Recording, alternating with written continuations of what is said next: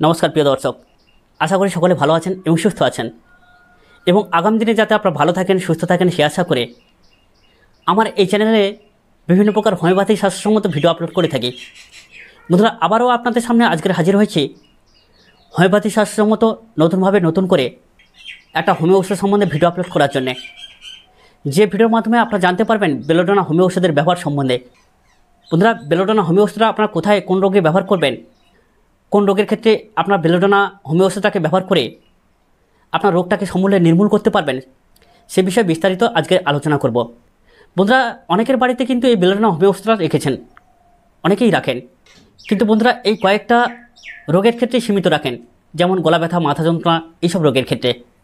কিন্তু এই belladonna homeo ওষুধের আরও ব্যবহার সম্বন্ধে যদি আপনারা জানেন, আরও এর ব্যবহার সম্বন্ধে আপনারা জানতে পারেন, তাহলে কিন্তু এই বেলোডোনা হোমিও ওষুধটাকে ব্যবহার করে আপনি বাড়িতে বসে অনেক রোগকে সারিয়ে তুলতে পারবেন। বন্ধুরা, অনেক সময় অনেক দিকে দিয়েছেন, আজকে চলুন এই বেলোডোনা হোমিও ওষুধটা আপনারা কোথায় কোথায় ব্যবহার করবেন বা আমরা ব্যবহার করে উপকার পাই। কিন্তু বন্ধুরা, এই বেলোডোনা হোমিও ওষুধটাকে ব্যবহারের পূর্বে এর ধাতুগত লক্ষণটাকে আমাদেরকে একটু জেনে নিতে হবে।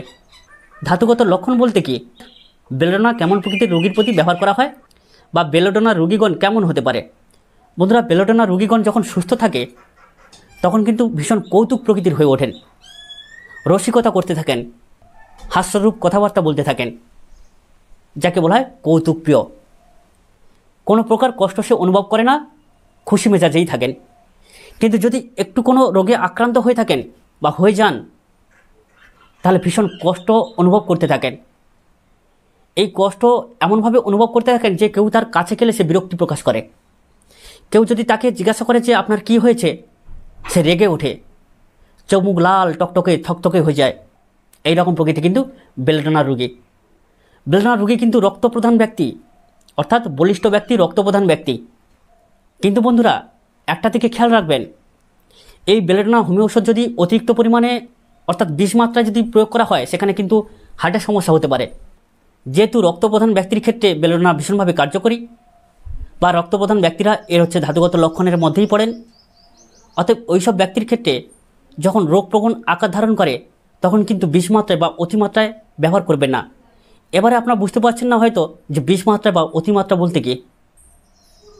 ধরুন আপনার 1 ফোঁটা বেলোডোনা সেবন করা উচিত, আপনি সেখানে 5 ফোঁটা করে সেবন করছেন।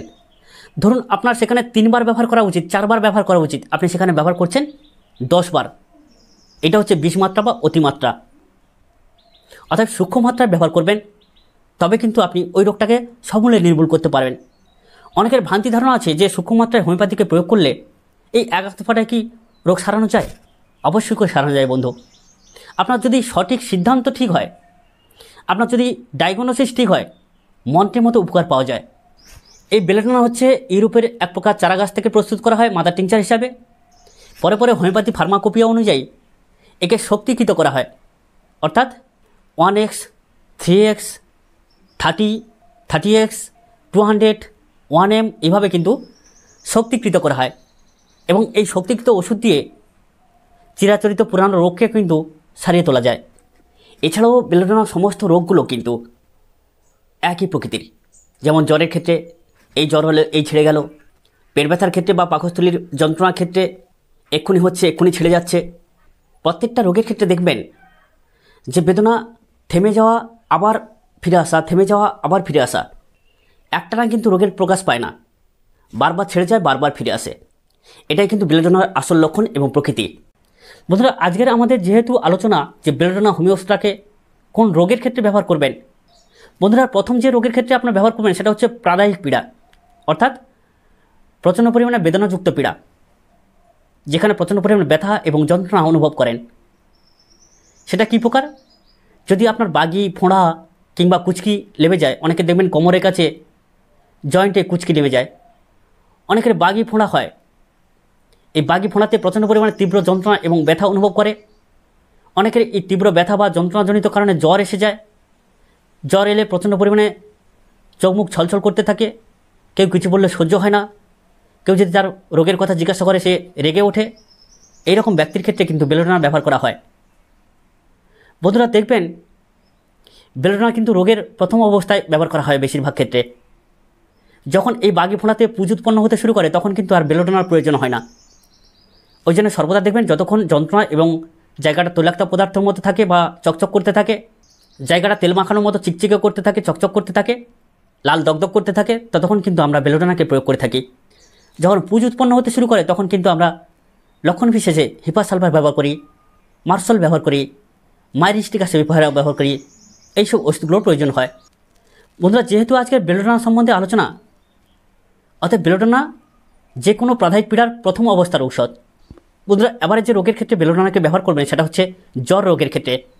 এই জ্বর রোগের ক্ষেত্রে যদি বেলোডোনাকে আলোচনা না করা হয়, ব্যবহার না করা হয়, বা এর ব্যবহার সম্বন্ধে যদি আলোচনা না করা হয়, তাহলে কিন্তু আজকের ভিডিওটা সম্পূর্ণভাবে ব্যর্থ হয়ে যাবে।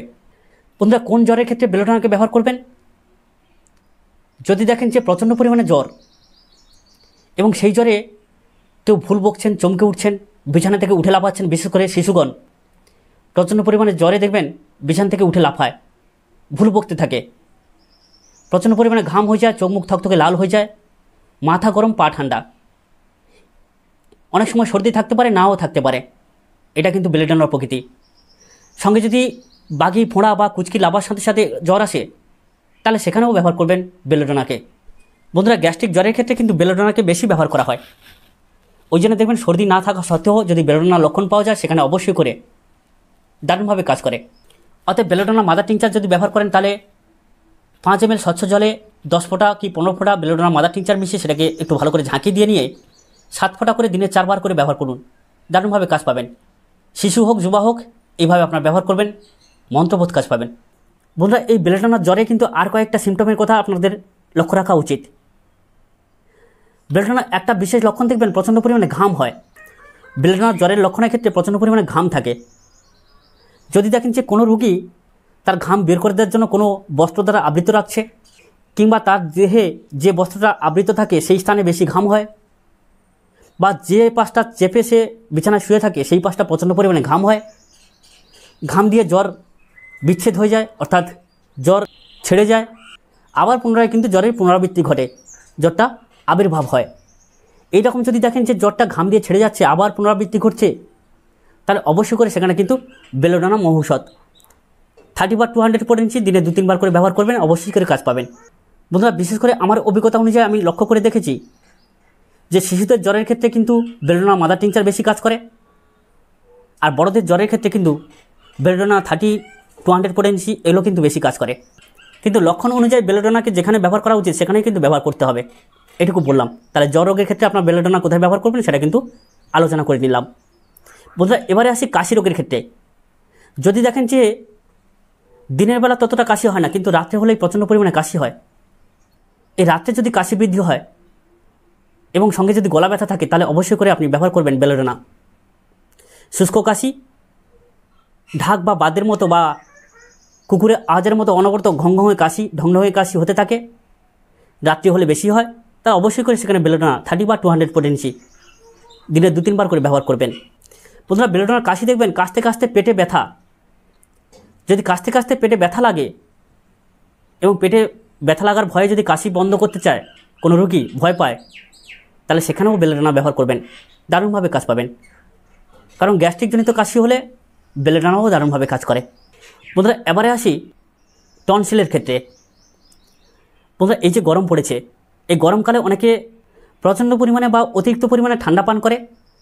এই যে প্রচণ্ড গরমে অতিরিক্ত পরিমাণে ঠান্ডা পান জনিত কারণে গলা ব্যথা হয় এবং সঙ্গে টনসিলও দেখা দিতে পারে।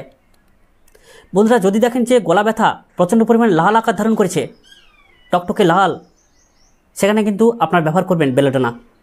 সঙ্গে যদি টনসিল আক্রান্ত হয় এবং ডান সাইডে গলা ব্যথা সহ ডান সাইডে টনসিল আক্রান্ত হয়, তাহলে আর কোনো কথা নেই, আপনি বেলোডোনা সেখানে নিঃসন্দেহে প্রয়োগ করবেন। সঙ্গে যদি আরও দেখেন যে আপনার যে টনসিলটা ফুলেছে সেখানে হাত দিলে গরম অনুভব হচ্ছে, সঙ্গে জ্বরও থাকতে পারে, আপনি নিঃসন্দেহে ব্যবহার করুন বেলোডোনা 30 বা 200 potency দিনে 2-3 বার, মন্ত্রবোধ কাজ পাবেন। বন্ধুরা, এবারে আসি মাথা যন্ত্রণার ক্ষেত্রে। এই মাথা যন্ত্রণার ক্ষেত্রেও বেলোডোনাকে দারুণভাবে ব্যবহার করা হয়। কোথায় ব্যবহার করবেন? যদি দেখেন যে আপনার রৌদ্রজনিত কারণে বা রৌদ্রে বার হওয়া জনিত কারণে বা রৌদ্রে কাজ করা জনিত কারণে আপনার প্রচণ্ড পরিমাণ মাথা যন্ত্রণা করছে এবং সেই মাথা যন্ত্রণা ডান সাইড লাগোয়া, অর্থাৎ আধকপালি ডান সাইড মাথা ব্যথা, সঙ্গে এমনই মনে হচ্ছে যেন মাথাটা চূর্ণ হয়ে যেতে পারে বা ফেটে যেতে পারে, সঙ্গে প্রচণ্ড পরিমাণে ঘাম আসছে, এবং সেই অস্বস্তিজনিত কারণে কেউ যদি আপনার কাছে আসে আপনি বিরক্তিভাব প্রকাশ করছেন, বা কোনো রোগী এরকম বিরক্তিভাব প্রকাশ করছেন, তার অস্বস্তি দেখে তাকে যদি কেউ প্রশ্ন করে আপনার কী হয়েছে, সে বিরক্তিভাব প্রকাশ করে, চোখ মুখ থকথকে লাল হয়ে যায়, যেন রেগে আছে, রাগান্বিত ভাব, তাহলে আর কোনো কথাই নেই। এই প্রকার মাথা যন্ত্রণা হলে আপনারা অবশ্যই করে বেলোডানাকে ব্যবহার করবেন। 30 বা 200 পোটেন্সি দিনে 2-3 বার 4 বার পর্যন্ত ব্যবহার করুন, মন্ত্রবোধ কাজ পাবেন। বন্ধুরা, এবারে আসি চক্ষু রোগের ক্ষেত্রে।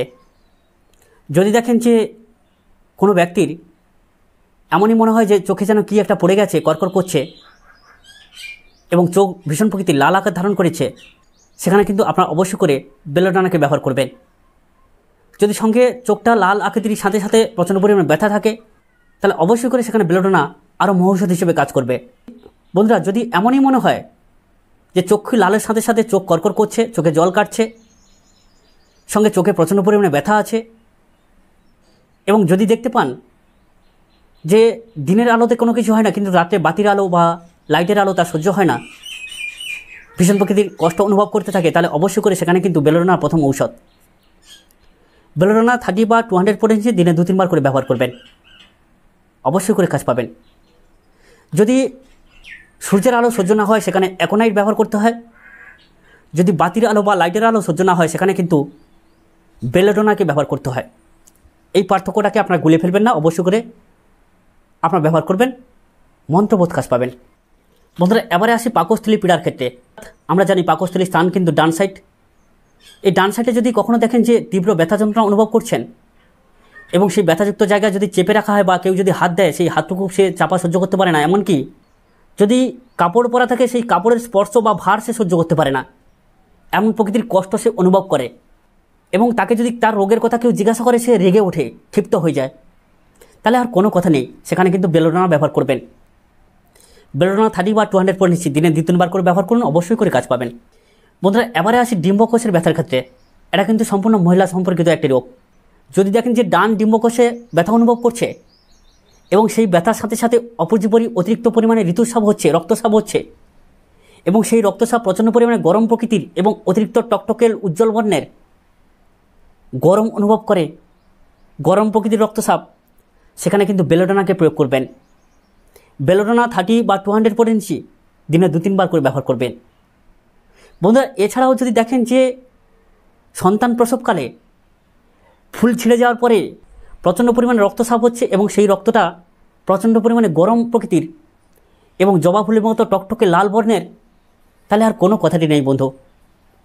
আপনারা যেখানে এই রকম প্রকৃতির রক্তস্রাব দেখতে পাবেন, সে নাক দিয়ে হোক, জরাই দিয়ে হোক বা মুখ দিয়ে হোক, রক্তটা প্রচণ্ড গরম এবং টকটকে লাল বর্ণের, এবং তার রোগটা এমন কষ্টকর, কেউ যদি তার রোগের কথা জিজ্ঞাসা করে সে ভীষণ কষ্ট অনুভব করে, তাহলে সেখানে বেলোডানা 30 বা 200 পোটেন্সি দিনে 2-3 বার করে ব্যবহার করবেন, মন্ত্রবোধ কাজ পাবেন। বন্ধুরা, এই বেলোডানাকে সচরাচর যেসব রোগের ক্ষেত্রে আমরা ব্যবহার করে থাকি সেই সব সম্বন্ধে আজকে বলে দিলাম। বেলোডানাকে আরও কিছু কিছু ক্ষেত্রে আমরা বা অন্যান্য রোগে কিছু কিছু ক্ষেত্রে ব্যবহার করে থাকি, কিন্তু বেশি বেশি ক্ষেত্রে যেসব রোগে ব্যবহার করা হয় সেই সম্বন্ধে আজকের কিন্তু বলে দিলাম। বন্ধুরা, আমার পরিশ্রম যদি সার্থক হয় আর সত্যি যদি আপনাদের ভালো লেগে থাকে, তাহলে অবশ্যই করে বন্ধুবান্ধবদের মধ্যে বেশি করে শেয়ার করুন আর বেশি করে লাইক করুন। আর যারা আমার চ্যানেলে নতুন, এখনও পর্যন্ত চ্যানেলটাকে সাবস্ক্রাইব করেনি, অবশ্যই করে চ্যানেলটাকে সাবস্ক্রাইব করুন। আবারও আমার গ্রামীণ চ্যানেলের পক্ষ থেকে প্রীতি শুভেচ্ছা এবং অভিনন্দন জানিয়ে আজকের মতো বিদায় নিচ্ছি। আপনারা সুস্থ থাকুন, ভালো থাকুন এবং বৈচিত্র্যময় ভারতবর্ষের প্রাকৃতিক সৌন্দর্যকে বেশি বেশি করে উপভোগ করুন। আজকের মতো বিদায় নিলাম, নমস্কার।